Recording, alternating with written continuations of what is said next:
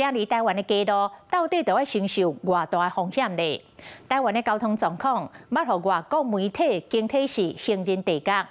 华视新闻杂志嘛捌采访过，有一个妈妈塞着婴仔车出门，因为人行道的设计有欠点，只好连人带车行车路，有够危险。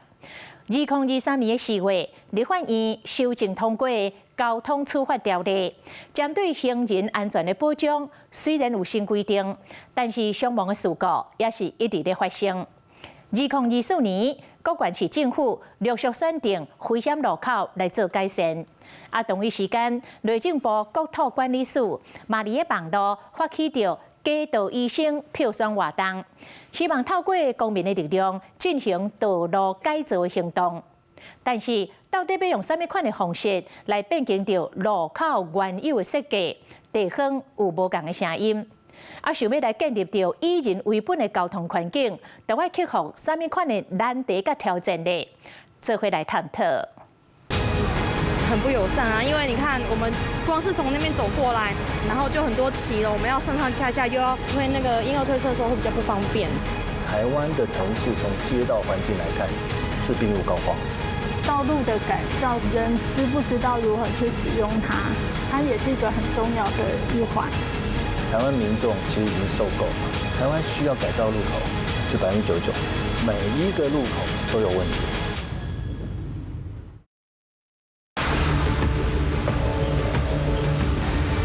民众行伫咧台湾街路，到底有多危险？黑色轿车经过小巷子，从后方撞上一名行人，但整台车没有马上停下来，碾过行人以后加速逃逸。一名男子准备穿越十字路口，突然一辆货车速度飞快，直接将男子给撞飞。一名男子走在斑马线上，正在过马路，走到一半被一部疾驶而过的重机猛烈撞飞。无论是学生上班族，还是上年纪的警发族，你甲我身边每一个人，都可能拄到危机。从我角度来看，台湾需要改造路口是99%，每一个路口都有问题。路秘密会白日透早住伫咧17的林太太，登上红婴车准备出门。好，我们要去亲子馆喽，走吧，出发。行到真实的巷口，伊的心情和过去真无共款。以前只有楼梯呀，虽然就还好2阶而已，但现在有斜坡差很多。伫关街车明显的起了边啊，街道有线坡道，即摆伊无需要搁跟红婴车爬上爬落，心情嘛面对咧浮浮沉沉。2023年3月，华视新闻杂志捌走访台湾街路，记录真侪行人地角的乱象。当时出门一撮是一个景象。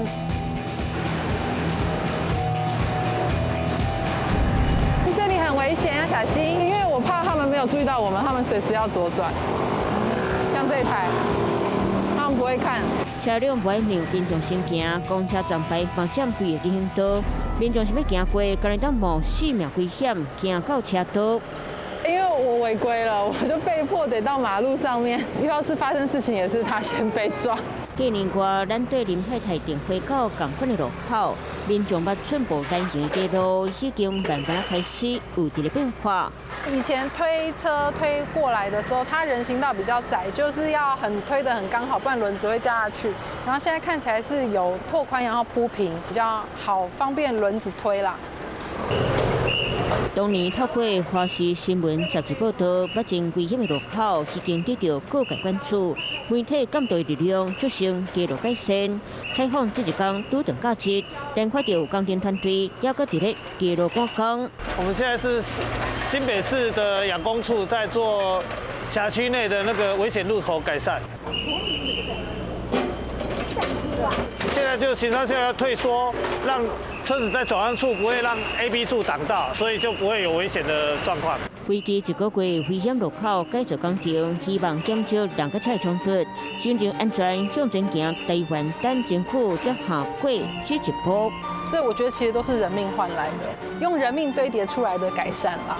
路口改善工程是提升行人交通安全的重要手段。到2024年10月，全台湾799处危险路口改造已经完成489处，达成率超过60%。不过，行人交通事故敢有降下来？2024年1月到8月，全台湾行人死亡人数拢总228个人，比去年同期增加6个人，增加0.7%。其中新北市比去年同期增加11个人，死亡人数增加的比例全国上低。我问一个问题：所有台湾路口被做成今天这个样子，背后的问题到底是什么？谁懂行人的行为模式？有没有谁仔细去做这个 study？ 我不认为整个行人地狱或台湾整个城市道路的问题可以在3年5年之内解决，因为欧洲城市都要走30-40年。反转台湾行人地价恶名，阁有啥物改观？2024年7月，内政部国土管理署发起加入牺牲票选的活动，透过全面票选，选出台湾前35大等待改善的路口，其中塘市游民区中兴路拢总得到3357票，排全国第1。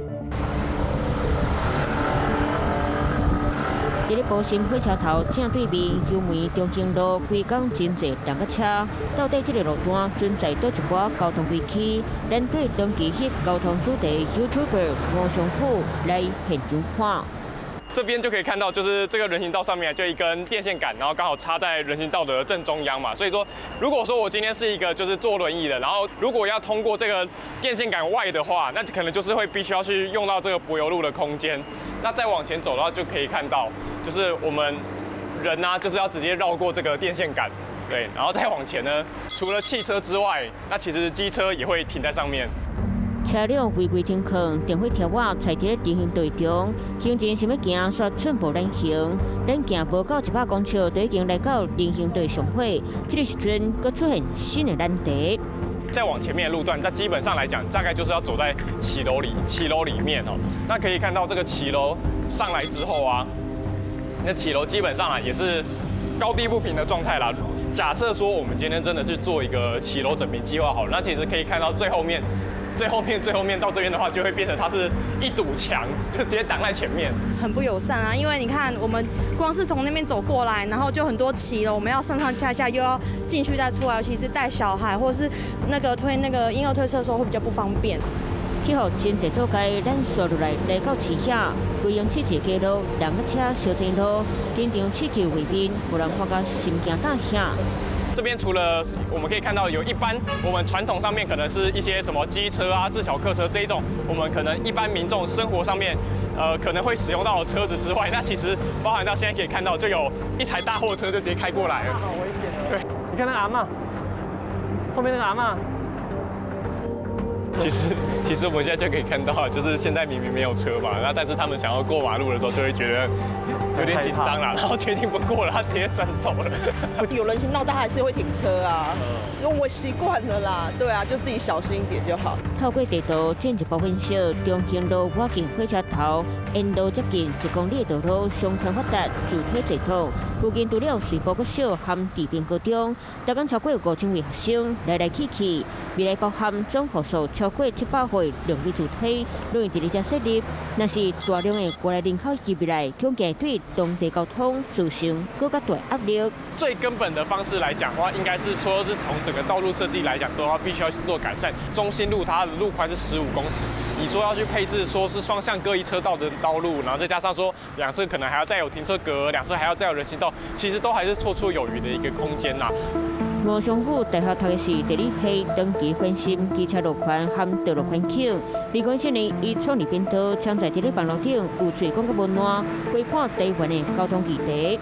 可以看到，说我们台湾的整体交通环境，可能甚至是连一些非洲的第三世界的这些国家，可能都还比不上的一个状况了。那我们希望说，我们地理系关系的就是人跟环境之间一个互动的关系。希望说，透过这样一个力量后，或许说我们可以去塑造说，我们未来所创造出来的这个环境，其实是比较适宜未来我们说在做居住、在做一些生活上面所居的一个想象。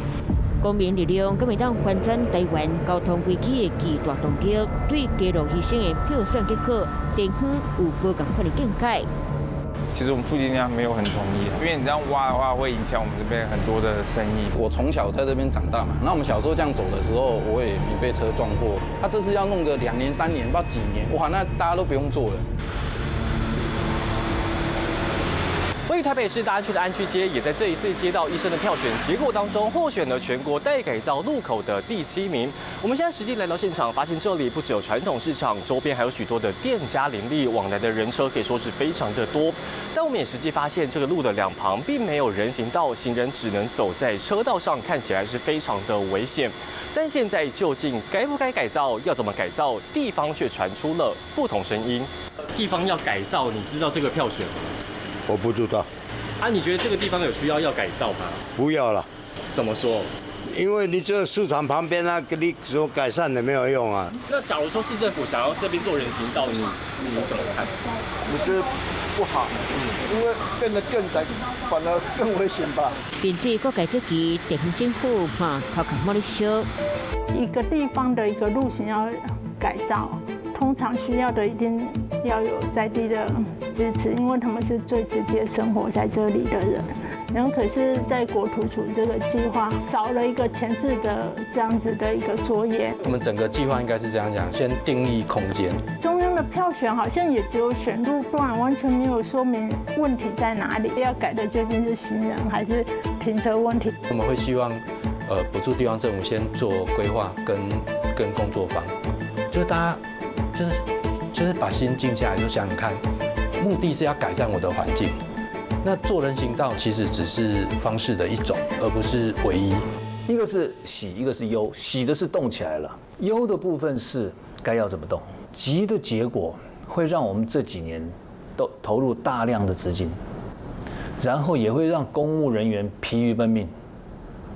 疲于奔命的结果又导致一大堆的民怨。我还是回到一个根本，就是要先明确指出问题是什么。你跳过这个中间这个过程的结果，最后是完全不可预期。镜头来到台北市林肯西路含上的路口，这当村当时下班时间，两个车交接村城市上盖无有风景。最远端就是三重往这边那个台北桥机车瀑布的路口，所以这个早上在尖峰时段大概 PCU 到1万多。那其实一般以3个车道来说，顶多就3、4千了，所以这边的容量其实是爆掉的状况。之前就有一个这个民权路北往南的行人事故。一名身穿黑色衣服的妇人匆匆忙忙一路小跑穿越斑马线，快到人行道却摔倒在地。一辆准备要右转的白色货车似乎没看到这名倒在地上的妇人，直接碾了过去。2004年，台北市交工处透过改造，第二道越车道头前路口正式庇护道，引导车辆动线，避免驾驶出事故提早转向，防止因为视线死角造成事故。同时，庇护道可以当乘坐行人长等的空间，可以当紧急处理道边正边车驶来方向。其实这一次的路面更新，我也是有把这个2个左转道的角度调整好，让它不会说是有一个对冲的状况。我学习的过程会去看一些荷兰的道路设计，那显然这个是跟那个先进国家的设计很不同，所以一看到我就会觉得很难受。来做过资讯业的谢金平，过去认为政府道路设计无好，和民众期待的差真多。2002年，去加入台北市交工处实施科，进入体制内是要翻转现主席总统。民众时主要工会是负责交通飘散工程，和保持交通改善。亲像伫台北天母树东路和中山路二段交叉路口，叫民众称作是毕卡索路口的路段，就是由于设计改良成果。新川线非常长，非常畸形，这2条都是，所以这当然是要优先处理的部分。有这个路中庇护区以后，行人过马路至少是分成3个很短的穿越距离。那行人过马路压力就会降低很多。以我的观察，还是在现在在进入交工处的这些人，他们主要还学的是运输管理。在运输管理当然也有很多专业内容，但我们政府是长期缺乏对这个路型的调整的重视了。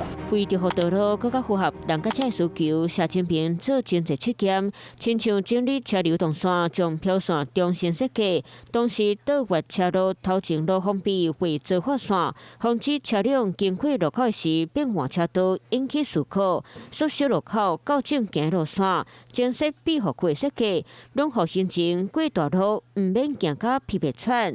加正改小改造，慢慢画出交通安全革命蓝图。标线的改造，另外一方面也是人的教育，要让人知道怎样去正确的通过路口，并不是说我今天把路做好了，人跟车的因素就完全消灭了。整个交通安全的提升，应该是从这一起来提升。